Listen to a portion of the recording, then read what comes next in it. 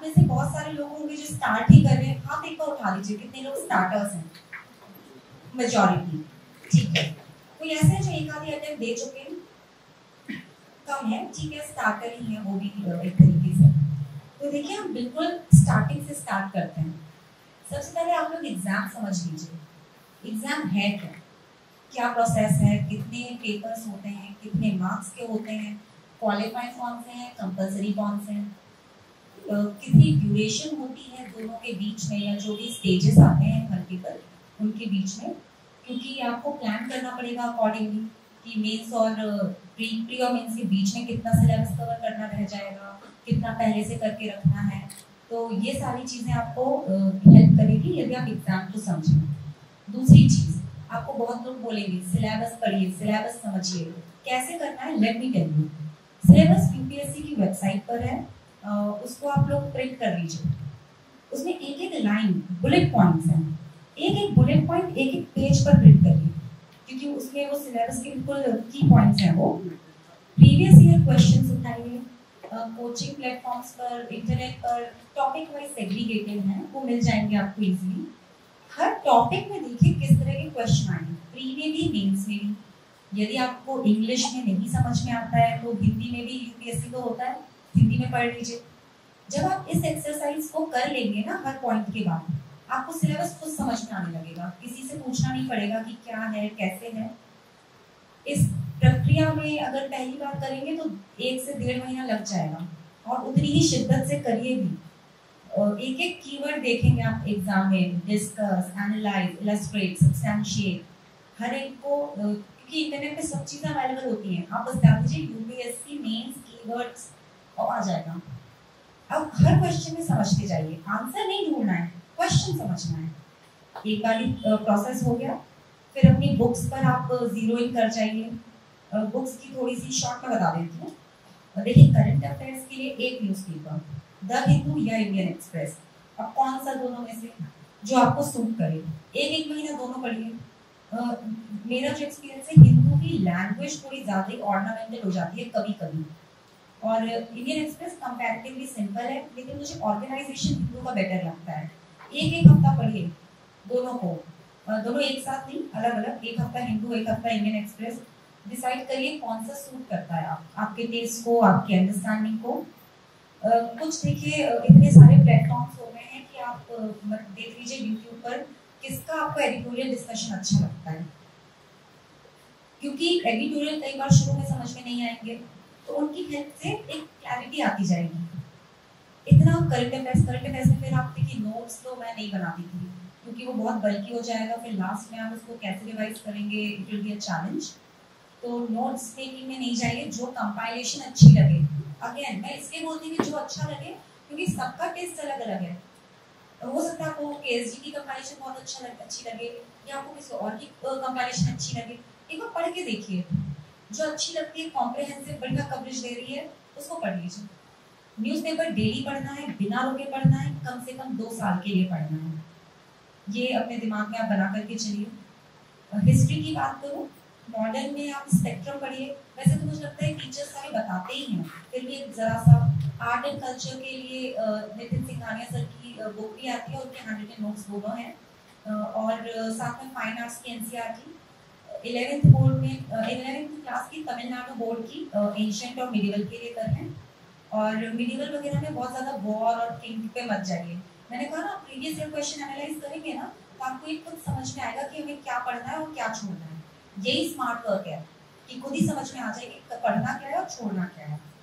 Geography में 2+2 NCERTs, 2 11th की 2 12th की, प्लस मैपिंग, एक्सटेंसिव मैपिंग पे क्वेश्चन आते हैं और अंडरस्टैंडिंग भी आपकी इम्प्रूव होती है। एनवायरनमेंट के लिए एनसीईआरटी क्लास 11th केमिस्ट्री में 2 चैप्टर है, एनवायरमेंटल केमिस्ट्री या 1 चैप्टर है। 12th बायोलॉजी में 4 चैप्टर्स हैं एनवायरमेंट रिलेटेड, इनको कर लीजिए। करंट अफेयर्स पे ध्यान रखिए, कोई कीवर्ड आता है तो गूगल करिए। मान लीजिए आ रहा है कि इंडिया रैटिफाइड किगाली अमेंडमेंट, तो read Kigali amendment and how to find content, just Google Kigali amendment UPSC, जो रेलेवेंट आपको दिखे, फिर उसमें पढ़ते जाइए 2-3 जो भी ऊपर आएगा। जो अच्छा लगने लगे उसको फिर आप रेगुलर बना लीजिए अपने लिए। साइंस एंड टेक के लिए यदि आप टेक्निकल बैकग्राउंड से हैं तो करंट अफेयर्स भर से हो जाएगा, और अगर आप नॉन टेक्निकल हैं तो साइंस मॉनिटर देख सकते हैं। यूट्यूब पे छोटे छोटे वीडियोस होते हैं एनिमेटेड बच्चों के लिए, वो बहुत अच्छा एक्सप्लेन करते हैं। इसरो का कोई मिशन हुआ लो अर्थ ऑर्बिट में है, तो लो अर्थ ऑर्बिट क्या है, किस लिए यूज होता है, नेविगेशन के लिए है क्या, या वो कम्युनिकेशन के लिए है। इस तरीके से आप पढ़ाई करिए, इंटरेस्ट अपना डेवलप करिए। पॉलिटी की बात करें तो मुझे लगता है लक्ष्मीकांत को सबको मालूम है, उसको सप्लीमेंट करिए करंट अफेयर्स से, तो नोट्स मत बनाए। लेकिन सपोज सुप्रीम कोर्ट का कोई केस आया जिसमें वो कुछ कहते हैं, उसको आप आंसर्स में कोट कर सकते हो। जैसे कि अभी कुछ प्रोटेस्ट वगैरह हुए और लोगों ने रोड जाम कर दी, तो सुप्रीम कोर्ट ने क्या कहा कि there can not in CPIM versus Bharat Kumar case it said you can not have a right to violate somebody to violate somebody else's fundamental right. यहाँ कौन सी राइट है, फ्रीडम ऑफ मूवमेंट। अगर एथिक्स में कभी आ जाए कि you are a DM and this and that, they have block, आप रिपोर्ट कर दीजिए। These are the tips that you can take for polity. ये करंट अफेयर्स से मिलता जाएगा, पेपर में आते जाएंगे ये केसेस, और वो कंपाइलेशंस में भी आते जाएंगे। पॉलिटी हो गया, और उसके बाद कौन सा सब्जेक्ट रह जा रहा है, इकोनॉमिक्स। इकोनॉमिक्स के लिए 11th क्लास की जो एनसीईआरटी है उसको करिए, इंडियन इकोनॉमिक डेवलपमेंट। नॉवल जैसी है वो, ऐसे का बहुत मटेरियल मिलता है, प्रिलिम्स का बहुत मटेरियल मिल जाता है, तो उसको कर लीजिए। साथ में 12th की जो मैक्रो इकोनॉमिक्स है पूरी नहीं पढ़नी है, सिलेक्टिव जो की टर्म्स है, repo rate, reverse repo rate, monetary policy, fiscal, एक ब्रीफ में सब चीजें आपकी हो जाएंगी। इकोनॉमिक सर्वे और बजट, देखिए मैं आपको बताऊं, सर्वे सबसे अच्छी पीआईबी पे आती है। पीआईबी पे एक बजट की भी सर्वे आती है, इकोनॉमिक सर्वे की भी सर्वे आती है, उसको आप पढ़ लीजिए। अगर आपके पास इतना टाइम नहीं है कि आप बैठ करके, या किसी कोचिंग की सर्वे पढ़ लीजिए, दोनों में से कुछ भी कर सकते हैं। और इंटरनेशनल रिलेशंस, इंटरनेशनल रिलेशंस में बहुत इंपॉर्टेंट होता है कि जो भी चीजें न्यूज में, देखिए कुछ तो परमानेंट, जो P5 मेंबर्स हैं यूएन के वो हो गए, हमारे नेबर्स हो गए, कुछ ऐसे जो हाइट पर रहते हैं जैसे G20, ASEAN, SCO, SAARC, BRICS, ये कॉमन है, WTO, WHO, इनको लेकर के तो आपको बैकग्राउंड भी तैयार करना है और करंट अफेयर्स भी करना है। बाकी कुछ एकदम ऐसी कंट्री है जैसे कि वो अभी पास्ट में president visited Moldova, it is not something that you have, you reserve, it's a Malta, it's an island, so it is not a country which is always in news।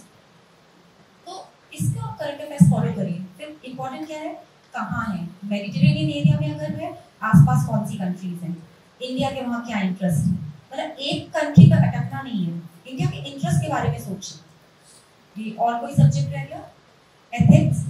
Ethics के लिए keywords जो दिए हुए हैं उनको Google करिए, समझ लीजिए कि जैसे ऑनेस्टी एंड इंटेग्रिटी दोनों में अंतर क्या है, डेफिनेशंस लिख लीजिए, अपने पर्सनल लाइफ से एग्जांपल्स। और एथिक्स में थिंकर्स भी हैं, तो जैसे कि बुद्ध, गौतम बुद्ध, एपीजे अब्दुल कलाम, स्वामी विवेकानंद, गांधी जी, कोटेशंस बहुत इंपॉर्टेंट होती हैं। इस बार एथिक्स में एक क्वेश्चन आया था कि वेपन अगर इंडिया ट्रेड कर रहा है तो उसमें उसको क्या एथिकल इश्यूज को कंसीडर करना चाहिए।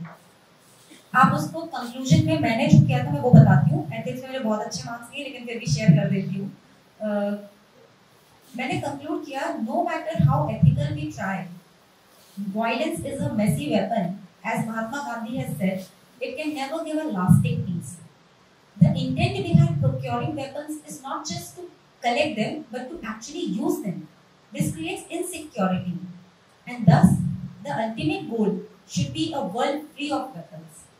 इससे क्या हुआ, आपका एक विजन दिखता है कि आप एक शांति प्रिय इंसान हैं, आप एक ऐसी दुनिया की कामना करते हैं जो एक अच्छी हो। ये प्रैक्टिकल ना लगे हो सकता है, इसीलिए आपने पूरे आंसर में प्रैक्टिकल बातें की। लास्ट में तो आप एक विजन दिखाइए, तो कोटेशंस, थिंकर्स और उनको रेलेवेंस जरूर ध्यान में रख के चलिए, और ये आपको हेल्प करेगा। ऐसे में भी, ऐसे की बात करूं तो अनुदीप पुरी शक्ति सर 2017 में उनकी पहली रैंक थी, उनका ब्लॉग है, उसमें कोटेशंस भी दिए हुए हैं, नोट्स भी दिए हुए हैं। 3-4 बार मैंने पढ़ा, सैंपल एसेस पढ़े। ऐसे के लिए मैंने कोई टेस्ट सीरीज वगैरह में नहीं ले पाई, टाइम नहीं था, तो उसके बाद फिर मैंने अपने कलीग से इवैल्यूएट कराया। उसमें एक्सपीरियंस ये रहा कि पर्सनल एग्जाम्पल्स दीजिए, बुकिश एग्जाम्पल्स सब लिख लेंगे। आप इतनी हजारों कॉपीज में आपकी कॉपी इवैल्यूएट क्यों करें एग्जामिनर अच्छे से, क्योंकि आपने कुछ अलग लिखा है। पैट्रियार्की पे आया था ऐसे, इस बार पेपर देखिएगा, मैंने उसमें एग्जांपल्स ऐसे दिए कि when a woman is born तो किस किस स्टेजेस से जाती है। तो मैंने मैरिज का स्टेज दिया, she is supposed to change her surname, she is supposed to leave her parents house, why not man. ये देखिए कि बुक्स में नहीं मिलता है, इन्हें अपने आसपास ही दिखना है, पर ये चीजें प्रैक्टिकलिटी दिखाती हैं आपकी। सो यूज योर ओन एग्जांपल्स। और बहुत अच्छा लगता है, खूब सारे कोटेशंस जैसे मैंने कहा इकट्ठे कर लीजिए। ओवरऑल ये ब्रॉड बुक लिस्ट होगी और एथिक्स में केस स्टडीज इंपॉर्टेंट है, वो प्रैक्टिस से आएगा। प्रीवियस ईयर के 5-6 साल के पेपर्स लीजिए, डेली एक एक केस स्टडी लिखिए और हो जाएगा। अब स्टेज वाइज आ जाते हैं। एक और चीज, नोट मेकिंग स्टैटिक पोर्शन में या डायनेमिक जो भी है प्रीलिम्स के लिए मत करिए, क्योंकि फैक्चुअल रहता है ज्यादातर, अगर 4-5 बार पढ़ेंगे तो याद आ जाएगा। मेंस में जरूरत होती है थोड़ी सी नोट मेकिंग की ज्यादा, क्योंकि लिखना है और ऑन द स्पॉट क्वेश्चन पढ़ के सोच करके 7 मिनट में 1.5 पेज का आंसर तैयार होना चाहिए। उसके लिए कैसे नोट्स बनाएं? सिनॉप्टिक, बिल्कुल बुलेटेड पॉइंट्स कि देख करके याद आ जाए। 5-6 सब पॉइंट्स में हर टॉपिक, जैसे पैट्रियार्की है, गवर्नेंस है या फंडामेंटल राइट्स, जो कुछ भी है क्या है, कुछ करंट में कुछ चल रहा है क्या, कुछ बैकग्राउंड हो, अगर कुछ उसकी डेफिनेशन ज़्यादा इंपॉर्टेंट है, कोई डेटा दे दीजिए। डेटा तो देखिए आपको आए दिन मिलेगा, इकोनॉमिक सर्वे से मिलेगा। और डेटा मीन्स है ना, कुछ स्टैंडर्ड सोर्सेस लिखिए और सोर्स को कोट करिए। Don't say that 1/3 of Indian children are stunted and this shows the level of malnutrition or anything. Who says it? UNICEF says it. Who says it? Global Hunger Index says it.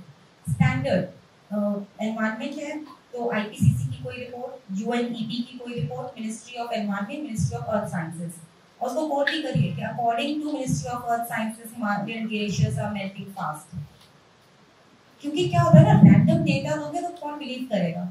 Just tell them where you got this data from. Data की तो sheet बना लीजिए subject wise, ताकि tips पर रहे। और introduction में data बहुत काम आता है मेंस में। मेंस की नोट मेकिंग, एक टॉपिक उठाया, what it is, background, data और anything, advantages or positives point that are associated, negative or cons that are associated, what the government is doing, what the government needs to do more, what is your own vision। Mains में overall इन्हीं 5-6 में से वो ऐसे mix and match करके questions पूछ लेते हैं आपसे। तो अगर ऐसे नोट्स होंगे तो तुरंत स्ट्राइक करेगा। इस बार अर्बन फ्लड्स पे जैसे क्वेश्चन था, अगर पता है कि प्रॉब्लम क्या है, सोल्यूशन क्या है, क्या कर रहे हैं क्या नहीं कर रहे हैं, विजन क्या है, फटाफट आंसर होगा। आंसर्स में देखिए डायग्राम का यूज करना है, मैप का यूज करना है, अननेसेसरीली नहीं घुसाना है कि जबरदस्ती जो आराम से पॉइंट में लिख सकते हैं तो उसका डायग्राम बना रहे हो, थोड़ा मैसी सा बना रहे हैं। मैप यूज करिए, पाई चार्ट यूज कर सकते हैं, वेन डायग्राम यूज कर सकते हैं। वो छोटा छोटा बना लीजिए कि ऐसा क्वेश्चन आएगा हमने ये बना दिया, हो जाएगा इतने में। आई थिंक मेंस में लिखना बहुत इंपॉर्टेंट है। कई लोग पूछते हैं, मैंने भी क्योंकि मुझे डाउट था, जिनकी हैंडराइटिंग स्लो होती है उनके लिए अच्छी क्वालिटी का एक तो पेन यूज करिए। Your pen should glide on paper, otherwise your nerves will get really strained. मैंने ट्राइमैक्स यूज किया था, आप भी अच्छा पेन अपने हिसाब से देख लीजिए। खूब लिखने की आदत डालिए, क्योंकि एक दिन में आपको 6 घंटे लगातार लिखना होगा। मैं अपने पर्सनल एक्सपीरियंस से बताऊं तो ऑप्शनल में एक क्वेश्चन छूट गया था 10 नंबर का, इतनी प्रैक्टिस के बाद भी। तो बहुत प्रैक्टिस लगती है लिखने की प्रैक्टिस। अब कब आंसर राइटिंग शुरू की जाए? आंसर राइटिंग की जो डेली आंसर राइटिंग बिल्कुल डे 1 से मत करिए। आपको जब कुछ नॉलेज नहीं है तो क्या लिखेंगे? तो क्या करना चाहिए, मैंने कहा प्रीवियस ईयर क्वेश्चंस हर महीने 10 से 20 आंसर लिखिए जो आप स्टार्ट कर रहे हैं।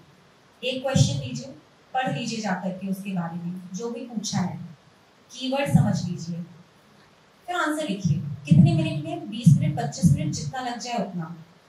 उसको फिर से रिवाइज करिए कि और बेहतर लिखा जा सकता था क्या। अगर लगता है कि हाँ और बेहतर था, दोबारा लिखिए।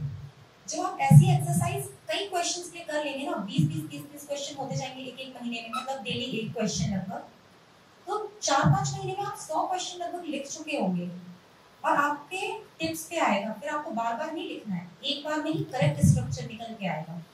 पॉइंट वाइज भी लिख सकते हैं, पैराग्राफ भी लिख सकते हैं। मुझे पॉइंट वाइज पसंद था, मैंने इवन एथिक्स और सोशियोलॉजी जैसे ऑप्शन में भी पॉइंट वाइज ही लिखा है। आपकी चॉइस हो सकती है, वो प्रैक्टिस पे डिपेंड भी करता है।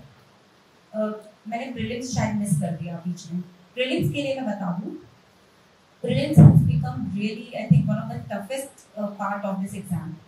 Practice is what will take you ahead. Mock test full length के लगाने हैं। मैंने एग्जाम के 3 महीने पहले से फुल लेंथ मॉक टेस्ट करना शुरू कर दिया था। मिक्स एंड मैच कर लीजिए। क्या होता है जब एक ही इंस्टीट्यूट की टेस्ट सीरीज लगाते हैं तो ब्रेन अलाइन होने लगता है। कुछ टफ करिए, कुछ इजी करिए, कुछ मीडियम करिए, उससे आपका ब्रेन अलाइन नहीं होगा। you'll be very flexible in your approach। 30 से 40 क्वेश्चन होंगे जिसका बिल्कुल डायरेक्ट आपको आता होगा, बाकी में इंटेलिजेंट गेस वर्क ही करना पड़ेगा, उसका कोई सब्स्टिट्यूट नहीं है। The night is darkest in the hour before the dawn। तो जब सुबह होने वाली होती है तो सबसे ज्यादा अंधेरा होता है। पहाड़ जब पूरा चढ़ चुके होते हैं ना, तभी हम फंबल करना स्टार्ट करते हैं। तो होप नहीं होना है, चाहे जैसी सिचुएशन आए आगे बढ़ते रहिए। My best wishes are with you.